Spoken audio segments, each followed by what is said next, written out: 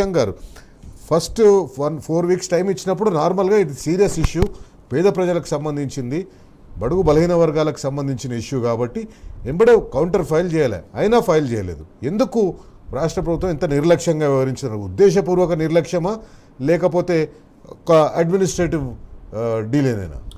అంటే 100% negligence of the government.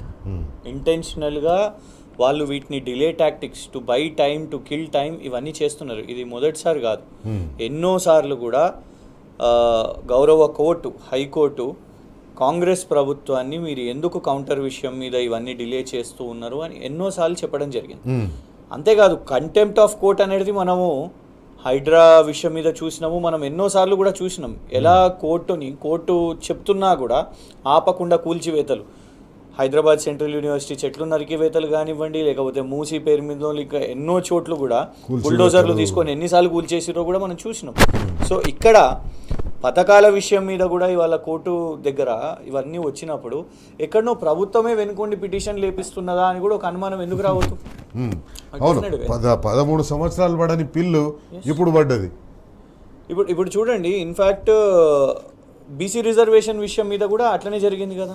వీళ్ళే drama చేసి అసలు ఇవాళ మాట్లాడుతూనే లేరు దాని గురించి. ఎక్కడ ఛాలెంజ్ చేసినట్లేదు, సుప్రీంకోర్టులో మాట్లాడతలేరు, వాళ్ళ నాయకుడు రాహుల్ గాంధీ పార్లమెంట్లో మాట్లాడతలేడు.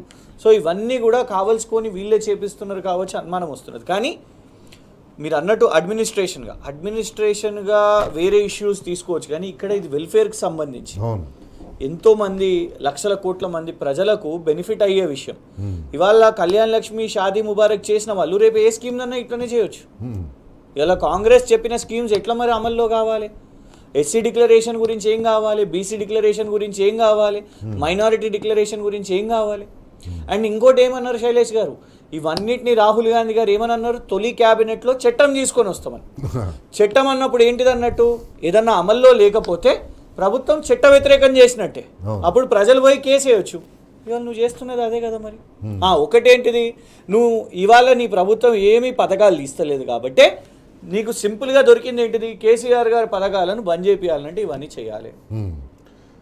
అండ్ ఇంకోటి, end this show without mentioning one point. Kalyan Lakshmi, Shaadi Mubarak ని నువ్వు ఇంకేం చెప్పినావు, నువ్వు ఒక మెట్ట ఏమని చెప్పినావు, నువ్వు తులం బంగారం కూడా ఇస్తాను. అంటే ఇప్పుడు తులం బంగారం అడుగుతున్నారు కాబట్టి ఇవాళ నువ్వు దీన్ని ఆపేస్తున్నావా? నువ్వు ఇచ్చిన కాంగ్రెస్ పార్టీ ఏం ఆశిస్తుందంటే ప్రజలు ఏదో ఒక రకంగా తులం బంగారం వద్దు కానీ మాకు ఇది ఒక్కటి ఇస్తే చాలు అని చెప్పేసి, అంటే ఇగో మీరే అడిగిండ్రు కదా, మీరే వద్దన్నారు కదా అని చెప్పే ఛాన్స్ ఉంటుంది. అంటే మళ్ళీ ప్రజలు మనం అన్నము అనేసి అంటారు, కానీ ఉన్నది బాయ్ ఉంచుకున్నది బాయ్ అన్నట్టు. లక్ష్మి, షాదీ ముబారక్ అని వస్తుండే, తులం బంగారం ని నమ్మేది, తులం బంగారం కాశపడితే తులం బంగారం రాలేదు కానీ ఉన్నది కూడా పోయింది, ఉన్నది కూడా ఊడిపోయిన పరిస్థితి. ఇవాళ అన్ని పథకాలు అట్లనే ఉన్నది కాబట్టి వీళ్ళకు అంటే ఎంత మొండిగా అయిపోయిందంటే, కొన్ని ఇక డప్పు కొట్టే పత్రికలు, మీడియా వాళ్ళు ఉన్నారు కాబట్టి దాన్ని ప్రధాన అంశంగా తీసుకోరు కాబట్టి టుడే నో వన్ ఈస్ డిబేట్లు ఆపేసుకుంటున్నారు కొన్ని న్యూస్ ఛానల్స్. మీరు చూడండి ఈ అంశాలు, కొన్ని న్యూస్ ఛానల్స్ డిబేట్సే ఆపేసినాయి, అంత స్ట్రిక్ట్ ఆర్డర్స్ వాళ్ళకు ఉన్నాయి. ఈ ఉన్నది పోయింది ఉంచుకున్నది పోయింది అని చెప్పేసి అన్నట్టుగా ఈ ఫీజు రింబర్స్మెంట్ కూడా అట్లే అయింది. ఎన్నికలకు ముందు కాంగ్రెస్ పార్టీ ఏమన్నది, 10వ తరగతి పాస్ అయితే 10,000 రూపాయలు, ఇంటర్మీడియట్ పాస్ అయితే 25,000 రూపాయలు, డిగ్రీ పాస్ అయితే 50,000 రూపాయలు, పీజీ పాస్ అయితే 1,00,000 రూపాయలు, డాక్టరేట్ చేస్తే 5 లక్షల రూపాయలు ఇట్లా చెప్పినరు.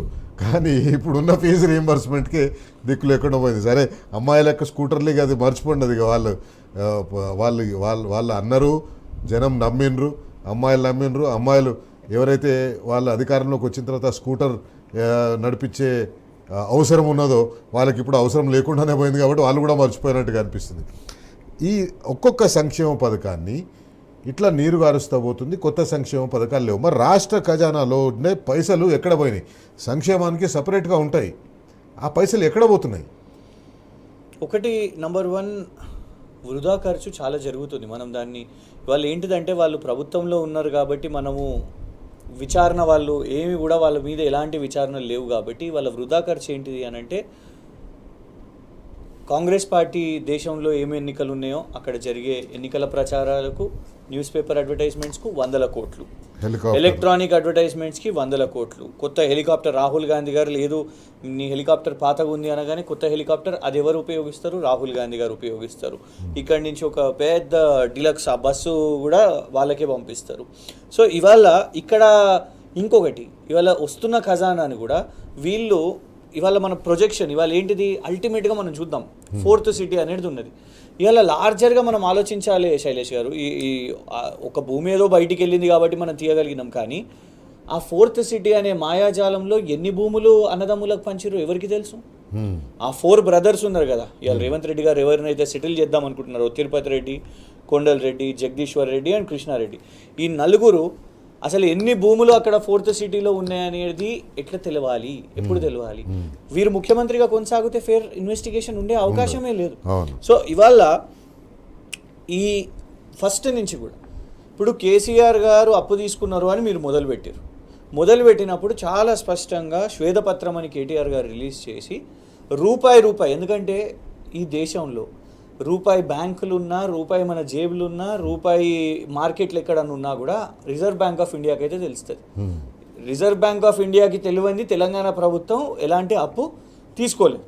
సో ఆనాడు స్పష్టంగా 3 లక్షల కోట్ల అప్పు ఏదైతే 3 కోట్ల 16 లక్షల కోట్లు అప్పు, ఈ అప్పు కేసీఆర్ గారి ప్రభుత్వంలో జరిగిన దానికి ప్రాజెక్టులు ఎన్ని నిర్మాణం జరిగినాయి, వైకుంఠ ధామాలు ఎన్ని నిర్మాణం జరిగినాయి, ట్రాక్టర్ల పంపిణీ ఎన్ని అయినాయి, ఎన్ని స్కీమ్స్ కి లాభమైనాయి, కలెక్టరేట్లు, కమిషనరేట్లు, మెడికల్ కాలేజీలు, సోషల్ వెల్ఫేర్ స్కూళ్ళు, ఆర్యూబీలు, ఫ్లైఓవర్లు, ఇవన్నీ కళ్ళకు కనబడుతున్నాయి. సెక్రటేరియట్లు, ఇట్లా ఎన్నో కార్యాలయాలు కనబడుతున్నాయి. రేవంత్ రెడ్డి గారు నిర్మాణం చేసిన ఒక్క కార్యాలయం అని, ఒక్క రోడ్ అయినా,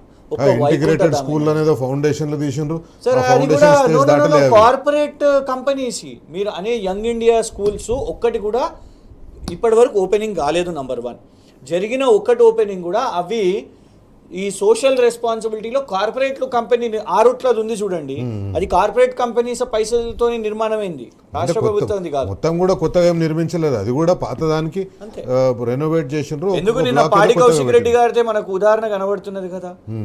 కేసీఆర్ గారి ప్రభుత్వంలో నిర్మాణం చేసిన డబుల్ బెడ్రూమ్లకే రంగులు పూసి పంపిణీ చేసిరు. దానికి ముఖం చాలకనే కౌశిక్ రెడ్డి గారిని మాట్లాడనీయకుండా చేసిరు పొంగులేటి శ్రీనివాసరెడ్డి గారు. ఇవాళ మా దగ్గర కూడా ఇప్పుడు ఒక మారేడుపల్లి, ఒక మట్ఫోర్టు, ఒక రసూల్పుర కంప్లీట్ చేసేసుకొని కేసీఆర్ గారి ప్రభుత్వంలో దాన్ని డిస్ట్రిబ్యూట్ చేసేసుకున్నారు. కానీ ఒక ప్రాజెక్టు నారాయణ జోపిడి అని ఒకటి ఉండే, అది పూర్తిగా అయింది. వీళ్ళు వచ్చి దాన్ని హ్యాండ్ ఓవర్ చేసేసుకొని హడావిడి ఇచ్చినాము అన్నట్టు. ఉద్యోగాల నుంచి మొదలు పెట్టుకుంటే ఇన్ఫ్రాస్ట్రక్చర్ వరకు వీళ్ళు చేసేది రిబ్బన్ కటింగ్లు, ఫోటో ఆప్లు మాత్రమే, కానీ నిర్మాణం చేసింది లేదు. ఇది నిజంగానే మీరు అడిగిన ప్రశ్న నాకనే కాదు, ఇలా రాష్ట్ర ప్రజలు అందరూ ఆలోచించాలి, ఏడికి పోతున్నాయి తెలంగాణ పైసలు.